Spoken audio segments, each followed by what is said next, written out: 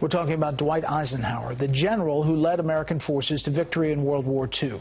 In this segment from our hour special, Eisenhower and the turning point in the war, D-Day. History remembers Dwight Eisenhower as the president who led America through the Cold War, but behind closed doors. Another story refuses to die. The claim that Eisenhower met with beings not of this earth. 3 secret encounters, guarded bases, silent hangars. For decades, the government stayed quiet until now. A former Pentagon consultant is breaking ranks, exposing details hidden for over half a century. Is this the smoking gun, or the greatest cover-up in United States history? For decades, rumors swirled about a strange disappearance in Eisenhower's schedule, an unexplained gap during a California trip in 1954. While some officials claimed it was a dental emergency, others aren't so sure.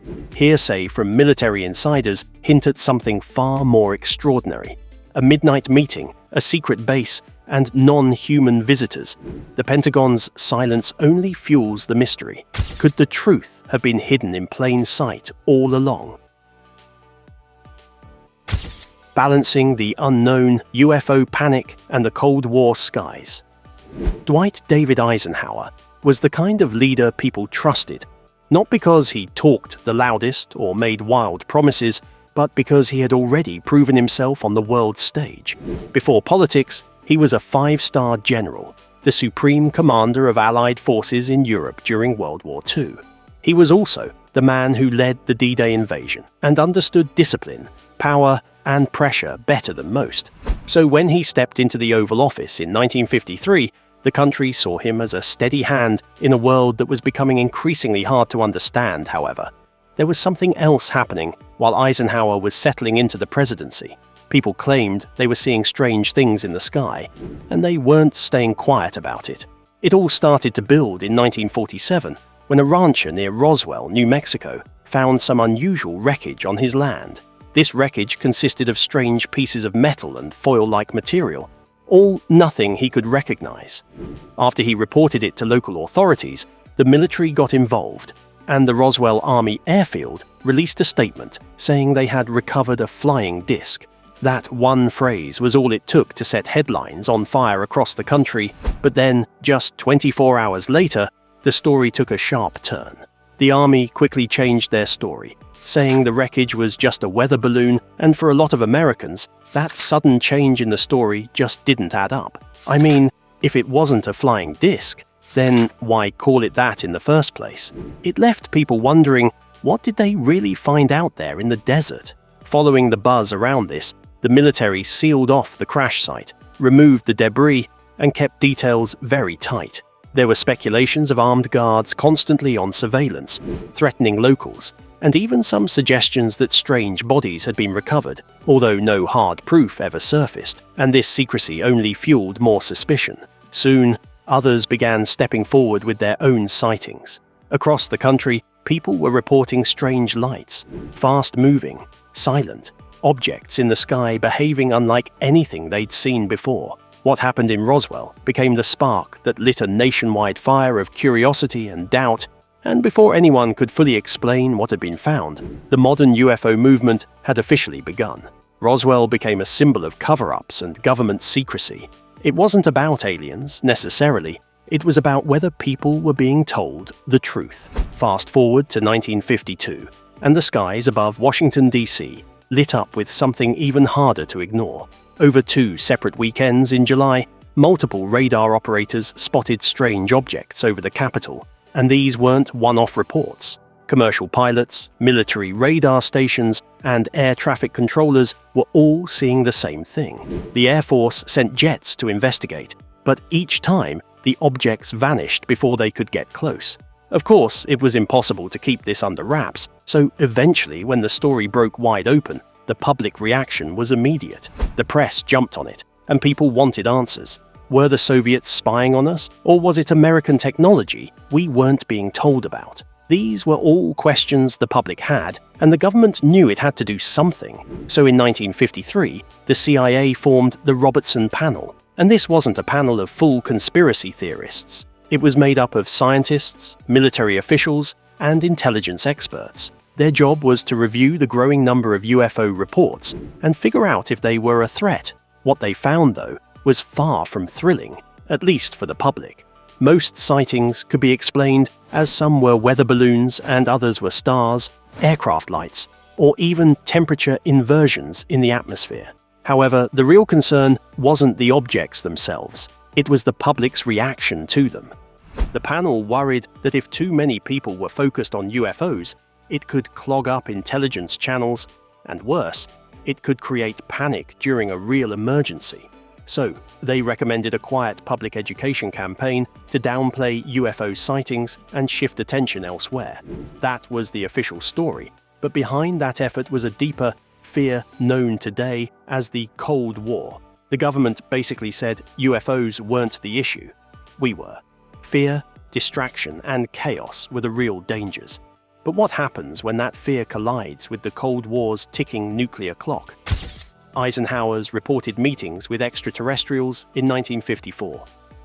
In 1954, something strange supposedly happened behind the scenes of American history, and it was not in the halls of Congress or on the battlefield, but on a dusty runway deep inside the United States Air Force Base. A former Pentagon consultant came forward to say that President Dwight David Eisenhower, the very same man who led the Allied forces in World War II and later warned America about the military-industrial complex, held not one, but 3 secret meetings with extraterrestrials. At first, it sounded like the start of a sci-fi movie, but to some researchers and conspiracy theorists, it's more than just fiction, and while there was no declassified proof, the details of these alleged meetings have sparked decades of speculation. Let's look at the story as it's been told, starting with the first and most well-known encounter. According to the story, Eisenhower was vacationing in Palm Springs, California, when something unusual happened. On February the 20th, 1954, he suddenly disappeared for several hours, and the official explanation that was given was he had a chipped tooth, which was followed by an emergency trip to a local dentist. However, this was where the mystery begins.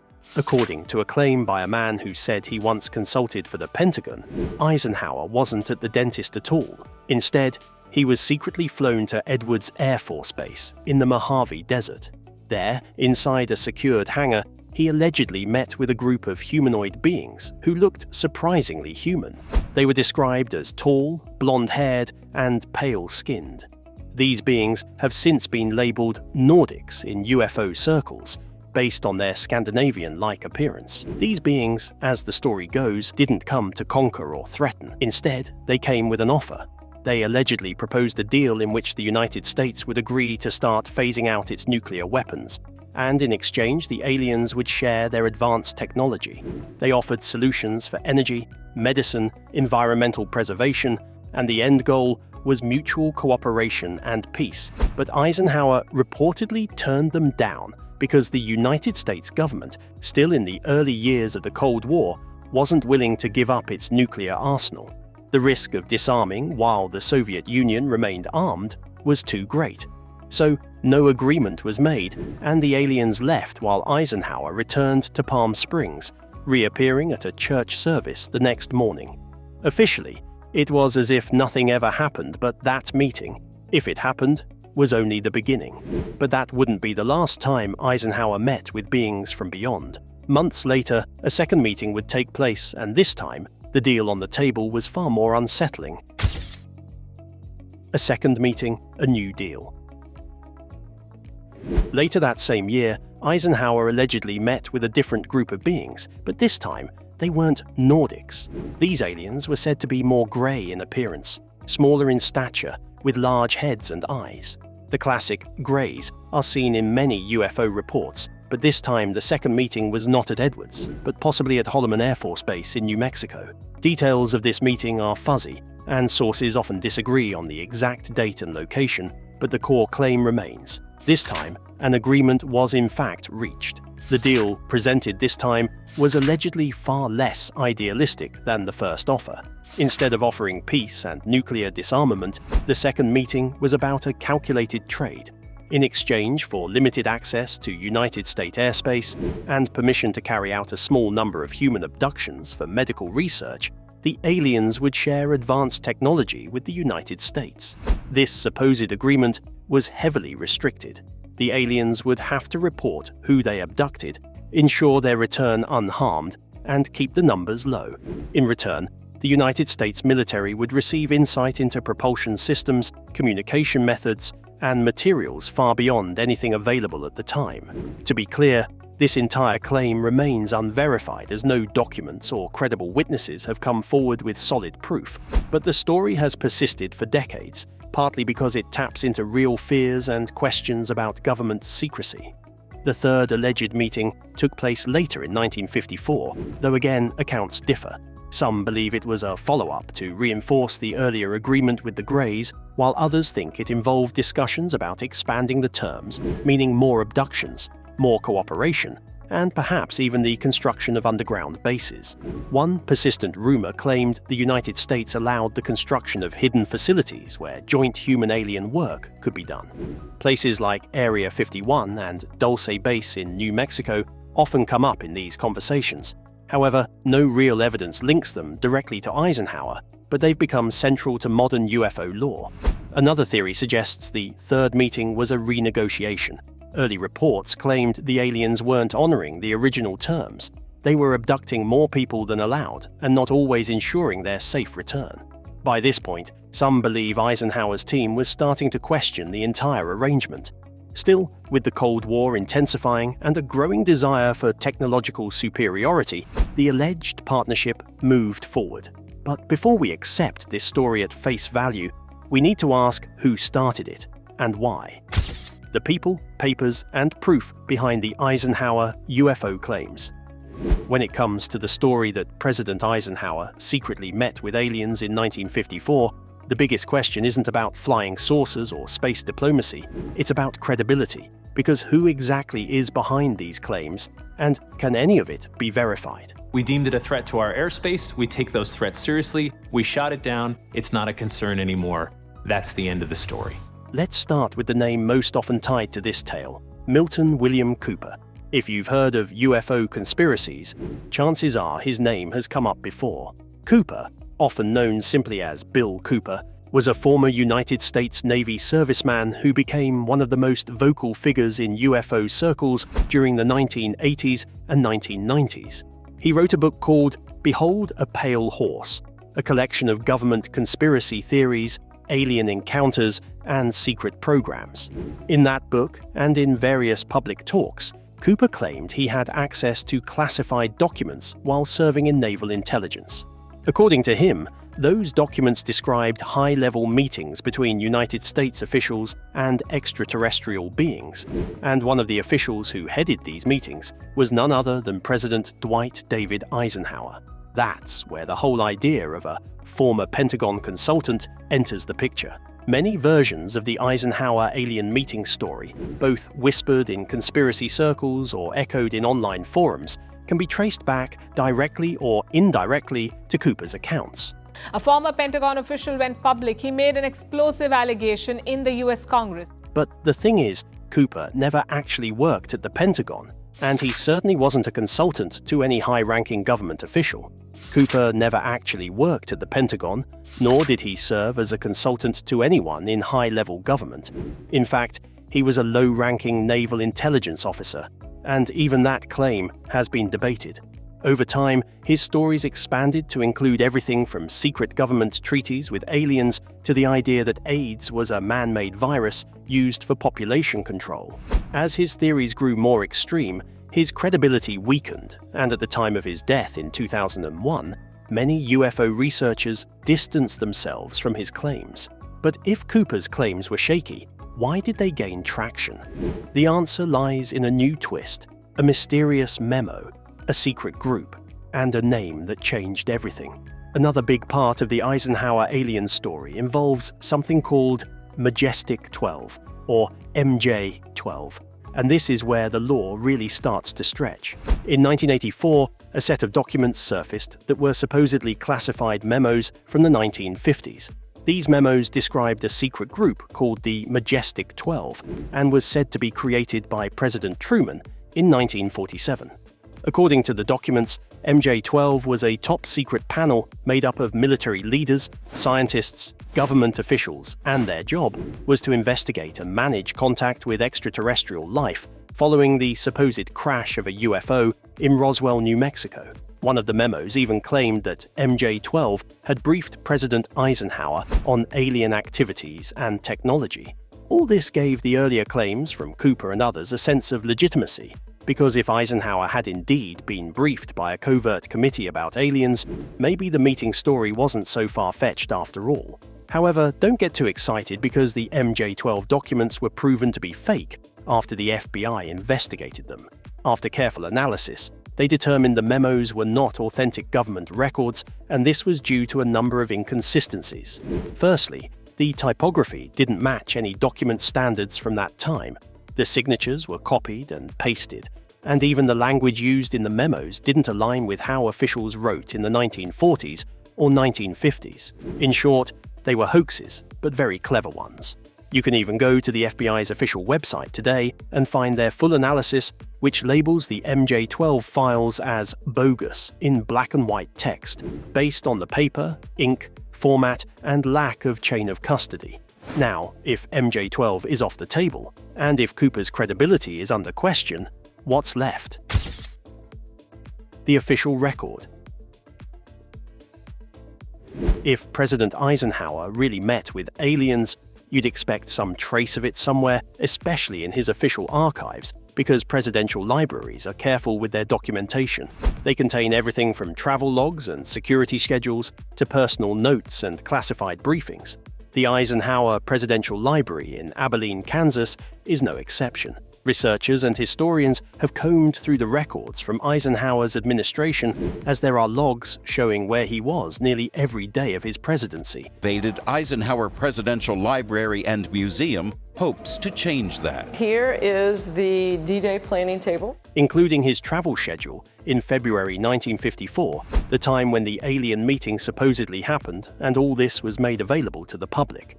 According to these records, on February the 20th, 1954, Eisenhower was indeed in Palm Springs, California, though there's a gap of a few hours in his schedule that day, and that's what fuels a lot of the speculation. However, there's a widely accepted explanation, which is the story of him chipping a tooth while eating, and a local dentist was called to treat him. There were no military flights, nor Air Force-based detours, and no alien meetings appeared in any official document. If you're wondering whether Eisenhower ever spoke publicly about UFOs, the answer is not really. Although he was a seasoned military leader, he stayed mostly silent on the topic, and during his presidency in the 1950s, when UFO sightings and public anxiety were at a high, he downplayed the issue. So help me God. President Dwight D. Eisenhower's time in office has been called the hidden hand presidency. However, that wave of concern from the public led to the Air Force launching Project Blue Book, a formal investigation into UFO reports, and the program reviewed thousands of cases, but most were ultimately explained as aircraft, weather balloons, or natural events. Eisenhower never endorsed the idea that UFOs were alien in origin.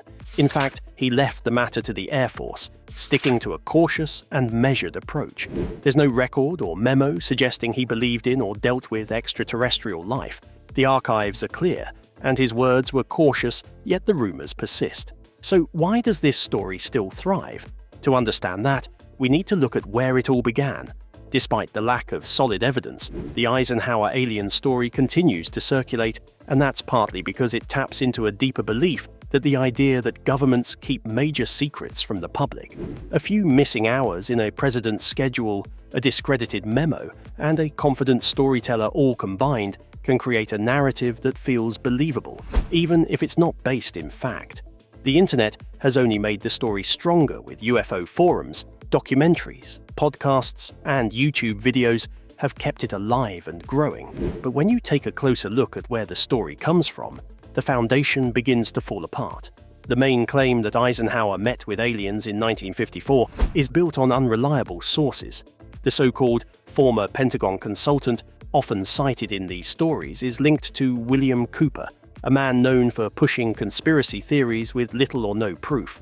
The Majestic 12 documents once thought to support the story, were later exposed as hoaxes in a detailed FBI investigation, and Eisenhower's own records from his travel logs to his public statements show no sign that he ever encountered or believed in extraterrestrials. In the end, while the story is creative and widely shared, it doesn't hold up when you trace it back to the source. Do you believe Eisenhower could have made secret contact with aliens in 1954? If the United States government did make a deal with extraterrestrials, what do you think the real cost was? Let us know your thoughts in the comments below, and don't forget to like, subscribe, and share. If you enjoyed this video, click on the next video on your screen.